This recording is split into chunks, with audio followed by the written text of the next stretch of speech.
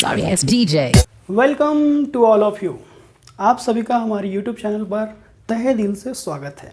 आइए, बहुत दिन बाद आपसे मिलना जुलना हुआ है, एक नए टॉपिक के साथ आपको आए हैं। उम्मीद है आप सभी को बहुत पसंद आएगा और मज़ा भी आएगा। और ये टॉपिक भी है, बहुत ही बेसिक टॉपिक है। इसी का अगर इस टॉपिक के बारे में आप नहीं जानते तो फिर मैथ्स के बारे में जानना ही छोड़ दीजिए आप, अगर इस टॉपिक के बारे में, क्योंकि ये जो है हर एक पूरे मैथ्स का एक बेस है। ये पूरे मैथ्स का बेस है। अगर इस चीज़ को नहीं जानते तो ना आपको प्रॉफिट एंड लॉस समझ में आएगा, ना आपको परसेंटेज समझ में आएगा, ना आपको आयु के क्वेश्चन सारे समझ में आएंगे। पार्टनरशिप, आयु, time and speed, time and work और आपका CI हर एक अर्थमेटिक, जितने भी हमारे अर्थमेटिक मैथ्स में टॉपिक हैं, सारे टॉपिक का जो मूल है वो है हमारा रेशियो एंड प्रोपोर्शन। हर कोई वाकिफ़ है, हर कोई जानता है रेशियो प्रोपोर्शन, लेकिन हम क्या जानते हैं उसके बारे में हम आपको बताएंगे। कैसे हम सवालों को देखते हैं, मेरा नज़रिया क्या होता है सवाल को एग्जाम में करने का, वो सारे एक्सपीरियंस हम इस क्लास में और आने वाले सारे क्लास में धीरे धीरे करके आप सभी के पास डिलीवर करने का कोशिश करेंगे, है ना। तो देखिए, है तो ये बहुत ज़्यादा इंपॉर्टेंट टॉपिक। SSC की बात करें तो ये हर एग्जाम्स का में आता ही आता है। कोई भी एग्जाम्स बिना रेशियो एंड प्रोपोर्शन का अधूरा है। अगर रेशियो प्रोपोर्शन नहीं तो फिर एग्जाम नहीं है। या वो रेलवे हो, या हम SSC की बात करें, या हम बैंक की बात करें, हर पेपर में ये आना ही है। ये नहीं आएगा तो मैथ्स का पेपर ही नहीं होगा, है ना। तो देखिए, अगर हम SSC की बात करें तो इसका PT कवर देखिए, तो PT में भी हमारा 4 से 25 सवाल में 4 से 5 सवाल जो होता है सिर्फ और सिर्फ रेशियो और प्रोपोर्शन से होता है। मेंस का देखिए, अगर हम मेंस की बात करें तो 10 से 15 सवाल, 100 में 10 से 15 सवाल रेशियो एंड प्रोपोर्शन पर बेस्ड होते हैं। रेलवे का जो भी जितना भी पेपर में 20-25 मैथ्स पूछा जाता है उसमें आपको 5 जो होगा रेशियो से पूछा जाएगा, क्योंकि अगर आयु का सवाल है वो भी रेशियो का है, अगर पार्टनरशिप का सवाल है तो भी रेशियो, क्योंकि रेशियो सिर्फ एक सिंगल टॉपिक नहीं है। सारे टॉपिक को मिला दिया जाए, उसको भी कहा जाए कि ये रेशियो है तो वो भी रेशियो है ना। बैंक के भी सारे सवाल में आपको 4 से 5 सवाल दिखेंगे। तो रेशियो एक इतना इंपॉर्टेंट टॉपिक है कि इसके बगैर आप अर्थमेटिक मैथ्स में आगे नहीं बढ़ सकते, है ना। तो आइए इस टॉपिक के बारे में जानते हैं। कोई भी टॉपिक देखिए यार, कोई भी टॉपिक आप पढ़ते हैं तो सबसे पहले तो ये जानने का कोशिश कीजिए आखिर ये टॉपिक पढ़ क्यों रहे हैं, क्या है इस टॉपिक के अंदर में, क्यों पढ़ना ज़रूरी है इस टॉपिक को। तो सबसे पहले जानिए कि रेशियो होता क्या है। तो रेशियो जनरली होता है ये क्या है ratio? It is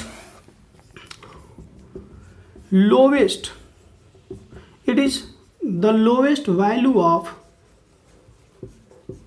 two or more than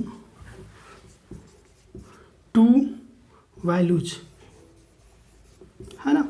ratio generally क्या होता है, 2 या 2 से अधिक वैल्यूज का सबसे लोवेस्ट वैल्यू होता है ना। इसको क्यों आखिर निकालते हैं हम लोवेस्ट वैल्यू उस संख्या का, इसके बारे में आगे बात करेंगे। इसका it is used in comparison, है ना। इसका यूज हम लोग कंपैरिजन करने के लिए करते हैं, है ना। डिनोटेड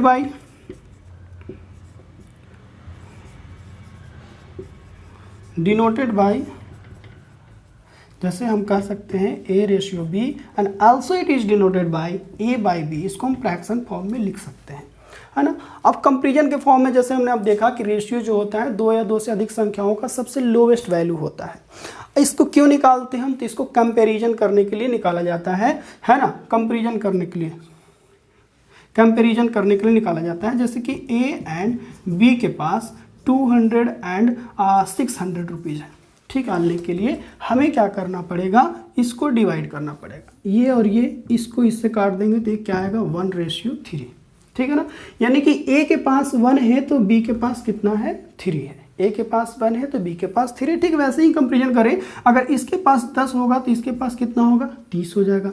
अगर इसके पास 100 होगा तो इसके पास कितना होगा 300 होगा। अब कंपेरिजन करना आसान है। और A और B मिला के टोटल कितना है 4 है रेशियो में। अगर 4 है तो बोल रहा है कि अगर 4 बराबर हमारे पास 600 रुपया दिया हुआ है, अगर दोनों के पास 800 बोला था ना, दोनों के पास 800, तो बताइए B के पास, तो B सिर्फ 3 है तो 3 बराबर कितना होगा, 1 बराबर निकालेंगे 2 यानी कि 600। तो यहाँ पे ये कंपेरिजन करना थोड़ा आसान हो जाता है रेशियो के थ्रू। अगर रेशियो निकाल लेते किसी संख्या का तो कंपैरिजन हम बहुत आसानी से कर सकते हैं। तो जनरली मुख्य रूप से हम यही जान सीखें कि रेशियो क्यों निकालते हैं हम लोग। रेशियो निकालते हैं, किसी भी वैल्यू को आसान कर देते हैं। रेशियो क्या होता है, किसी वैल्यू का सबसे लोएस्ट वैल्यू होता है। क्यों निकाला जाता है, कंपैरिजन को आसान करने के लिए। ठीक है ना, आगे बढ़िए। जैसे देखिए ए एंड बी है, ए एंड बी, ठीक है ना, इसके पास 200 है, इसके पास 400 है। सी एंड डी है हमारे पास, सी एंड डी, इसके पास मान लेते हैं कि 800 है तो इसके पास कितना है, 1600 है। ई एंड एफ है जी, ई एंड एफ है, इसके पास 2000 है तो इसके पास 4000 है। ठीक है, अगर हम रेशियो निकालना चले, रेशियो निकालने का सोचें, रेशियो इनका क्या होगा बताइए। रेशियो क्या होता है, सबसे लोएस्ट वैल्यू होता है। लोएस्ट वैल्यू कैसे निकालता है, सारे कॉमन फैक्टर को आप काटते जाइए, इसको इससे काट दीजिए, इसको इससे काटिए तो 1 रेशियो क्या आएगा, 2 आएगा जी।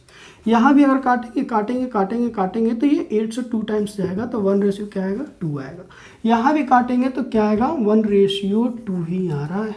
यानी कि ए बी का रेशियो भी 1:2 है, सी डी का भी रेशियो 1:2 है और ई और एफ का भी रेशियो क्या है, 1 रेशियो 2 ही है।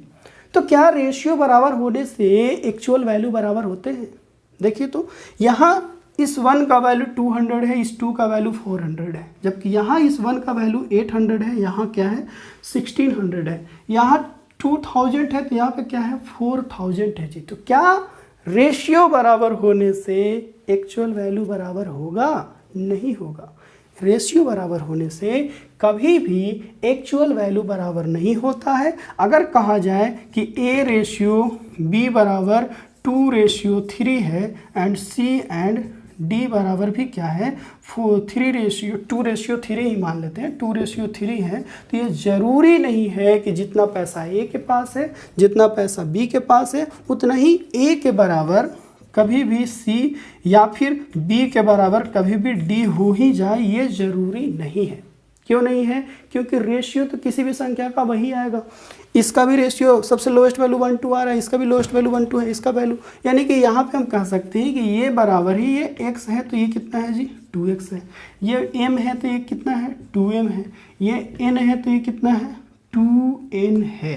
क्यों, क्योंकि सबका कॉमन फैक्टर अलग अलग है। जब तक कॉमन फैक्टर इक्वल नहीं होगा तब तक इनका रियल वैल्यू कभी इक्वल नहीं होगा।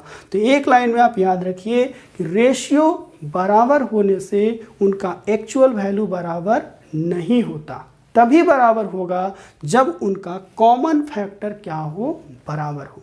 समझ गए बात को। रेशियो बराबर होने से एक्चुअल वैल्यू बराबर हो ये ज़रूरी नहीं है। रेशियो क्यों निकालते हैं, कंपैरिजन को आसान करने के लिए हम लोग रेशियो निकालते हैं। 2 बातें समझ में आई। तीसरी बातें ये याद रखें कि तीसरी बातें ये याद रखना है आपको कि अगर ए रेशियो बी बराबर 2 रेशियो 3 दे दिया जाए, बताया जाए, आपसे पूछा जाए कि बताइए ए बराबर कितना, बी बराबर कितना, क्या आप सिर्फ रेशियो देखकर किसी एक, बस इतना ही आपके पास डाटा दिया हुआ है, ए और बी का जो रेशियो है 2 रेशियो 3 है, तो बताइए ए के पास कितना है, बी के पास कितना है, तो क्या आप इसका एक्चुअल वैल्यू बता सकते हैं?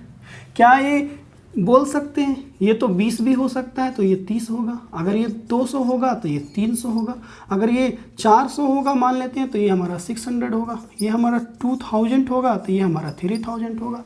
तो रेशियो तो किसी भी संख्या के, अब ये इसके बराबर कहें कि इसके, या इसको माने या इसको माने, सिर्फ रेशियो दिया हुआ रहे तो हम नहीं कह सकते कि आखिर ए के पास कितना था और बी के पास कितना था। कुछ तो एक एक्चुअल वैल्यू दे ताकि हम कंपैरिजन करें। अगर ये कह देता कि ए प्लस बी मिलकर हमारे पास 1000 है, तब हम निकाल लेते, तब हम कंपैरिजन कर लेते कि अब ये 1000 के बराबर रेशियो क्या है, क्या ये 2 बराबर 1000 है, नहीं, क्या ये 3 बराबर 1000 है, नहीं, 2 + 3 रेशियो 5 के बराबर 1000 है। वहाँ से हम 1 निकाल लेंगे और 1 के जब निकलेगा उसके बाद तो कुछ भी निकल सकता है।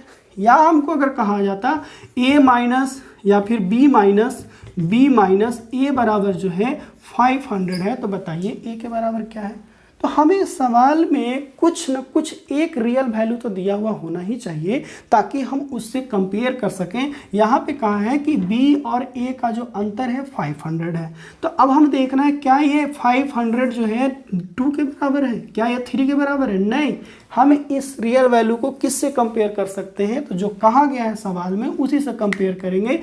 हम लिखेंगे कि ये 3 - 2 के बराबर है, यानी ये रेशियो 1 बराबर हमें 500 दे रखा है, रेशियो 1 निकल गया तो फिर कुछ भी निकल सकता है, कंपेरिजन कर देंगे। अगर b का पूछा है तो 3 बराबर, a का पूछा है तो 2 बराबर, है ना। यानी कि अगर c रेशियो d बराबर 5 रेशियो अगर मान लेते हैं कि 7 है, ठीक है ना। अभी हम नहीं कह सकते, ज़्यादा से ज़्यादा हम यही कह सकते हैं कि इसके पास 5x है, इसके पास 7x है, लेकिन ये x क्या है हमें नहीं पता। ये x क्या है नहीं पता। x कैसे पता चलेगा? जब तक इस सवाल में कोई एक रियल वैल्यू ना दिया हुआ हो। रियल वैल्यू दिया रहेगा तभी हम x का वैल्यू निकाल सकते हैं। यहाँ पे अगर ये कह दिया जाए कि c के पास या d के पास c से 200 रुपया ज़्यादा है, ये कहा जाए, इसका मतलब d - c बराबर कितना है? 2000 है। अब आराम से निकल जाएगा, यानी कि ये 5 - 2 रेशियो में कितना है? तो 2 बराबर कितना है? 200। 1 बराबर कितना है? तो 100 है। अब जो भी पूछा जाएगा आपसे पूछा जाएगा बताइए c + d का 12 या फिर ऐसे पूछता है 50% कितना होगा, तो कुछ भी निकाल सकते हैं। अब तो कुछ भी निकाल सकते हैं। 1 बराबर इतना आ गया, c + d 7 5 12, 12 का 50% कितना होता है जी? तो 6, यानी रेशियो 6 बराबर पूछ रहा है। रेशियो 6 बराबर 1 बराबर 100 है, तो 6 बराबर कितना होगा? 600 होगा। कंपेरिजन करना आसान हो गया ना रेशियो से। यानी कि रेशियो का मुख्य रूप से इस्तेमाल हम लोग कंपेरिजन करने के लिए करते हैं। क्यों कंपेरिजन करने के लिए आ जाता है? क्योंकि वो दिए गए संख्याओं का सबसे लोवेस्ट वैल्यू होता है और छोटी संख्याओं से कंपेरिजन करना आसान होता है इन कंपेरिजन टू बड़ी संख्याओं से, है ना। चलिए, इतने सारी बातें समझ में आ गए। रेशियो क्यों कैसे निकलता है? तो सारे कॉमन फैक्टर को हम बाहर खींच के फेंक देते हैं, जो लोवेस्ट वैल्यू बचता है वही हमारा क्या है? रेशियो है। क्यों निकाला जाता है रेशियो? रेशियो हमारा मुख्य रूप से कंपेरिजन वैल्यूज को कंपेरिजन करने के लिए निकाला जाता है ना। इस्तेमाल हम लोग क्यों करते हैं? अब देखिए आगे, अब हम आगे देखेंगे कि आगे फिर अब देखिए रेशियो का करेक्ट फॉर्म क्या होता है। रेशियो हमेशा इंटीजर फॉर्म में लिखा जाता है, इस बात को याद रखिएगा। रेशियो का integer form, ratio correct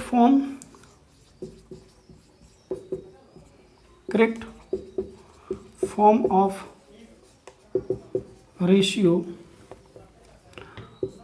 in integer. Integer का मतलब समझते हैं आप? पूर्णांक में होना चाहिए। पूर्णांक के फॉर्म में जो होता है वही रेशियो हमारा क्या होता है? रेशियो का करेक्ट फॉर्म होता है। जैसे कि a रेशियो b बराबर अगर 2:3 है, ये बिल्कुल सही है ना। लेकिन आपसे ये कह दिया जाए कि a रेशियो b बराबर 0.5 रेशियो 1.5 है जी, ये करेक्ट फॉर्म नहीं है रेशियो का। इसको हमें इंटीजर में चेंज करना पड़ेगा, इसको इंटीजर में चेंज करना पड़ेगा, यानी कि लिखना पड़ेगा यहाँ पे 5/10 रेशियो 15/10। अब ये 10 कटेगा, यहाँ से यहाँ कॉमन कटेंगे तो ये 1 है, ये 3। अल्टीमेटली इसका 1 रेशियो जो 3 है इसका करेक्ट फॉर्म है। अगर a रेशियो b बराबर आपको दे रखा है 1/2 रेशियो 1/3, ये इसका करेक्ट फॉर्म नहीं है। इसका करेक्ट फॉर्म हमें इंटीजर फॉर्म में लाना पड़ेगा। तो इंटीजर फॉर्म में लाने के लिए इन दोनों को इक्वल करना पड़ेगा। इक्वल होगा जैसे ये कट जाएगा, यानी कि दोनों के नीचे बेस को 6 बनाने के लिए इसको ऊपर नीचे हमें 3 से गुना करना पड़ेगा। इसको लिख सकते हैं 3/6, इसको लिख सकते हैं 2/6। अब ये 6 कट जाएगा, यहाँ से क्या आ जाएगा? 3:2। इसका क्या है? करेक्ट फॉर्म है। अगर हम कहें कि a ratio b ratio c बराबर 1:2, 1:3, 1:4, क्या ये करेक्ट फॉर्म है? नहीं है इसका करेक्ट फॉर्म। इसका करेक्ट फॉर्म जो होगा हमें इंटीजर के फॉर्म में लिखना पड़ेगा। तो अब इंटीजर के फॉर्म में लिखने के लिए हमें डिनोमिनेटर पार्ट को इक्वल करना होगा। डिनोमिनेटर पार्ट कितना है? 2, 3, 4, यानी 12 कर सकते हैं। इसका एलसीएम 12 करेंगे तो इसको क्या लिखना पड़ेगा? 6/12। ये क्या होगा जी? ये 4/12 होगा, है ना। इसको क्या लिख सकते हैं? 3/12। अब ये 12 कॉमन हो गया, कॉमन होगा तो कट जाएगा, यानी कि 6:4:3। ये हमारा क्या है? Correct form of ratio. Correct should be written in integer form. ठीक है ना। यानी कि रेशियो को हम लोग फ्रैक्शन और डेसिमल के फॉर्म में नहीं लिख सकते। रेशियो को हम लोग कभी भी फ्रैक्शन और डेसिमल के फॉर्म में नहीं लिखते हैं। अगर सवाल में ऐसा कुछ दिया हुआ है, ए और बी के पास इस रेशियो में पैसा है, ए और बी के पास में इस रेशियो में पैसा है, या ए और बी सी के पास इस रेशियो में पैसा है, तो सबसे पहला आपका काम होगा कि उसको इंटीजर फॉर्म में चेंज कर दें। ऐसे चेंज कर दें, काट कूट का उसका बेस बराबर करके उसको कॉमन बना के हटा देंगे। एलिमिनेट करना आपका सबसे पहले काम होगा कि इस रेशियो को इस फॉर्म में, इस रेशियो को इस फॉर्म में और इस रेशियो को इस फॉर्म में बदल दे। बात समझ गए आप? चलिए, यानी कि रेशियो को हम लोग कभी भी फ्रैक्शन फॉर्म या इंटीजर फॉर्म, ये डेसिमल फॉर्म में नहीं लिखते। चलिए तीसरी बात, रेशियो को हम लोग अपने मन के मुताबिक कोई भी संख्या से गुना या भाग दे सकते हैं as per question requirement. Question requirement में जिस तरह से रिक्वायरमेंट करेगा अगर सवाल में, तो हम लोग उसको गुना भागा कर सकते हैं। जैसे कि अगर a रेशियो b है और अगर 2 रेशियो 3 दे रखा है, तो हम इसको लिख सकते हैं, क्या लिख सकते हैं, इसको 2 गुना करके 4 रेशियो क्या लिख सकते हैं 6, या इसको लिख सकते हैं हम अपने हिसाब से 3 गुना करके 6 रेशियो 9 एज पर रिक्वायरमेंट। जैसा सवाल में अगर रिक्वायरमेंट है कि इसको गुना, हम ये सीखेंगे आगे कि क्यों आखिर गुना करना पड़ता है। और जब गुना होगा तो हमेशा दोनों से होगा जी। ये 2 रेशियो ये 3 था, है ना, ये गुना होकर ऐसे हुआ। ये 3 से हम गुना करेंगे तो 2 रेशियो 3 को, तो यहाँ से हमें ये मिला। और हमेशा याद रखिए गुना होगा तो दोनों में होगा, सिंगल में नहीं होगा। ऐसा नहीं कि इसको हम सिर्फ गुना करें, ये 3 से गुना करने के लिए बोले तो इससे सिर्फ इसको गुना कर दीजिए, ऐसा नहीं। अगर ये बढ़ेगा रेशियो तो दोनों बढ़ेगा उसी मल्टीपल में दोनों बढ़ेगा। अगर 2 गुना करना चाह रहे, ये भी 2 गुना होगा, ये भी होगा। 3 गुना करना चाहते हैं, ये भी 3 गुना होगा, वो भी 3 गुना होगा। ठीक है ना। Ratio can be multiplied by any number as per question requirement, इस बात को याद रखिएगा। चलिए आगे 3-4 बातें सीख लें आप। क्या क्या सीखें जो सुनिए कि रेशियो क्या होता है जी। रेशियो क्या होता है? रेशियो जो होता है लोवेस्ट वैल्यू होता है ना। क्यों निकालते हैं? तो कंपैरिजन करने के लिए हम लोग निकालते हैं। दूसरी बात क्या देखे थे कि रेशियो लोएस्ट वैल्यू होता है, कंपैरिजन करने के लिए निकालते हैं। और रेशियो बराबर होने से, रेशियो इक्वल होने से जरूरी नहीं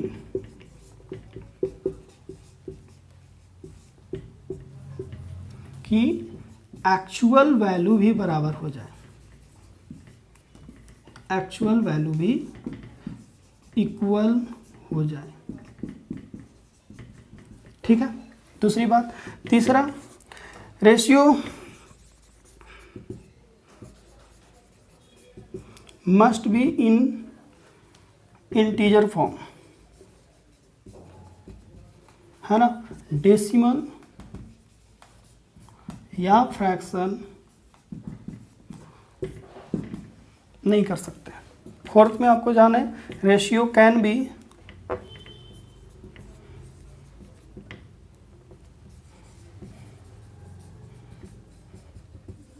मल्टीप्लाइड और divided as per question requirement. समझ गए? 3-4 बात आप इतना देर में तो समझ ही गए होंगे कि रेशियो क्या होता है, सबसे लोएस्ट वैल्यू होता है। क्यों करते हैं रेशियो निकालते हैं? कंपैरिजन करने के लिए, कंपैरिजन को आसान करने के लिए, हमें सहूलियत होता है इसलिए। रेशियो इक्वल होने से जरूरी नहीं है कि उसका एक्चुअल वैल्यू भी बराबर हो ही जाए। ये हमने सीखा कि रेशियो, अभी देखा भी था एग्जाम्पल को, रेशियो बराबर होने से एक्चुअल वैल्यू बराबर हो ये जरूरी नहीं है। तीसरी बात, ratio must be in integer form. Ratio का फॉर्म जो होना चाहिए हमेशा इंटीजर फॉर्म होना चाहिए। कहीं अगर सवाल में आपको दिया हुआ है तो वो आपको करवाना चाहता है आपसे कि आप उसको पहले इंटीजर फॉर्म में चेक कीजिए, तब आप उसको आगे बढ़िए। Must be in integer form, है ना। इंटीजर फॉर्म डेसिमल और फ्रैक्शन फॉर्म नहीं हो सकता, है ना। सही फॉर्म नहीं हो सकता लेकिन सही फॉर्म नहीं है, उससे हमारा कंपेरिजन करने में थोड़ा प्रॉब्लम आ सकता है। उससे अच्छा है कि हम उसको इंटीजर फॉर्म में चेंज कर लें पहले। दूसरी, ratio can be multiplied, ratio को हम मल्टीप्लाइड करेंगे तो दोनों टर्म जितने भी हमारे पास रेशियो हैं सबको गुना भागा करेंगे। जैसे 2, 3 और 4 है, अगर हम दुगुना करने का सोच रहे हैं तो सिर्फ एक को नहीं, फिर तीनों होगा, फिर होगा ये 4, 6, 8, ये होगा, है ना। डिवाइड भी कर सकते हैं, मल्टीप्लाइड भी कर सकते हैं एज पर रिक्वायरमेंट। इतनी सारी बातें आपको समझ में आया होगा। अभी तो सीख रहे हैं क्या क्या रेशियो के साथ कर सकते हैं, क्या क्या नहीं कर सकते हैं, ये सब सारी बातें जान रहे हैं। अभी बहुत सारी चीज़ें हैं, अभी सवाल तो नहीं आए, सवाल तो अभी बस बेसिक ये सारी चीज़ें हैं। चलिए, अब आपको जानना चाहिए रेशियो। आप जान लिए कि रेशियो ए रेशियो बी बराबर क्या है, 2 रेशियो अगर 3 है। डुप्लीकेट रेशियो आपको सीखना चाहिए। डुप्लीकेट रेशियो क्या होता है जी, ये पेन नहीं चल रहा। डुप्लीकेट रेशियो क्या होता है, अगर 2:3 है तो इसका डुप्लीकेट होगा 2 का होल स्क्वायर, 3 का होल स्क्वायर, तो ये क्या होगा 4:9। ठीक है। सब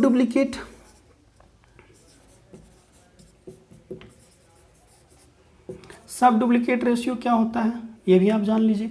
सब डुप्लीकेट अगर 4:9 है तो इसका सब डुप्लीकेट रेशियो होता है वर्गमूलानुपात। कभी कभी सवाल एमटीएस वगैरह में पूछ दिया जाता है, क्या होता है। सो ट्रिप्लीकेट रेशियो क्या होता है जी, घनमूलानुपात। 1:2 का ट्रिप्लीकेट क्या हो सकता है, 1 का पावर क्यूब, 2 का पावर क्यूब, ये कहलाएगा 1:8। ठीक है ना। सब ट्रिप्लीकेट क्या होता है, सब ट्रिप्लीकेट रेशियो क्या होता है जी, अगर 8:27 है तो इसका सब ट्रिप्लीकेट रेशियो होगा 8:27। तो इसका बताइए क्या होगा 2:3। अब जो आ रहा है बहुत इंपॉर्टेंट, इनवर्स रेशियो। नाम से ही स्पष्ट है, इनवर्स रेशियो का मतलब विपरीत अनुपात। 2:3 है, इसका विपरीत होगा 1:2, 1:3। देखिए क्या ये फॉर्म सही है, नहीं, इसको फिर हम चेंज करेंगे तो ये होगा 3:2, है ना। जैसे 1, अब इसका देखिए 1, 2 और ये 3, इसका क्या होगा विपरीत अनुपात 1/1 अनुपात 1/2 अनुपात 1/3। और ये वाला को लिख सकते हैं हम लोग, नीचे वाले पार्ट को इक्वल करेंगे तो 6:3:2। ये हमारा इसका जो है रिवर्स रेशियो है। ठीक है ना। एक बोलते हैं मिक्स्ड या फिर जटिल, मिक्स्ड या फिर कंपाउंड रेशियो। ये बहुत इंपॉर्टेंट है, ये डायरेक्ट सवाल आया था एक बार। जैसे कि मिक्स्ड रेशियो क्या होता है कि A:B है ना, C:D है एंड E:F है। ठीक ना।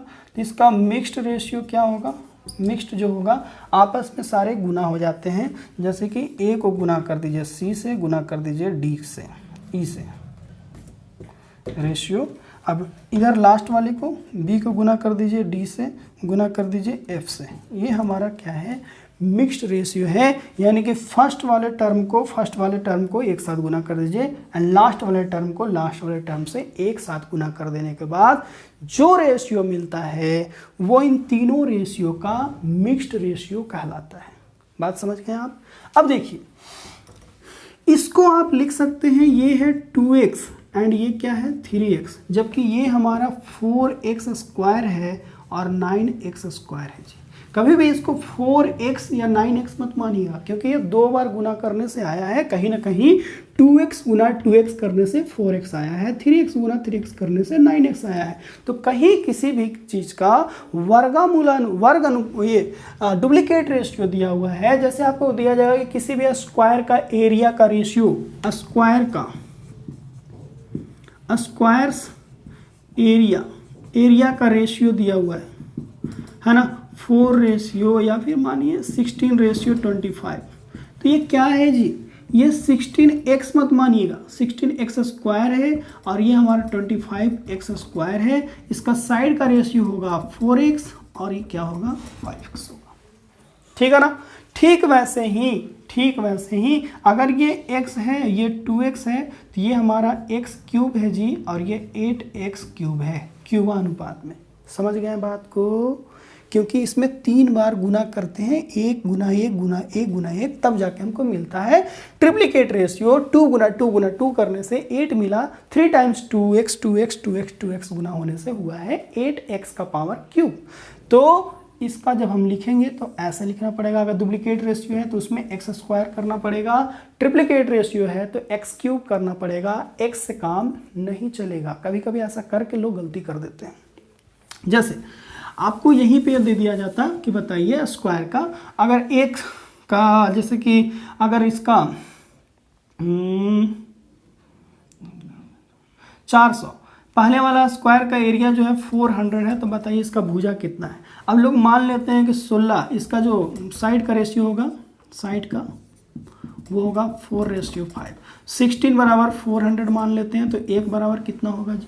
तो 1 बराबर हो जाएगा, आपको 4 से 4 कटेगा, यानी 25 आ जाएगा। 1 बराबर 25 मान लेने से क्या ये सही आंसर है? क्या 4 बराबर हम 25 चौका 100 कर दें? नहीं ना, ये 1 नहीं है, ये x स्क्वायर बराबर निकला है आपको। अभी आपको x बराबर निकालना है, तब यहाँ से 5 आएगा, तब जाके ये होगा 5 का 20। ठीक है ना?